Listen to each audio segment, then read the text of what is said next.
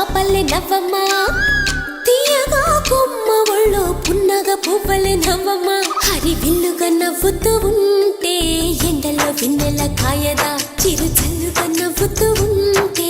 కొండైన బాగల్లే పొంగదా నూను మెత్తగా నవ్వుతూ ఉంటే ముల్లైన పువ్వలే తాకదా తొలి పొద్దుగా నవ్వుతూ ఉంటే రాయైన రత్నంగా మారదా హాయిగా అమ్మ ఒళ్ళో చిన్నారి పాపల్లె నవ్వమ్మ తీయగా కొమ్మ ఒళ్ళో పున్నగ పువ్వలే నవ్వమ్మ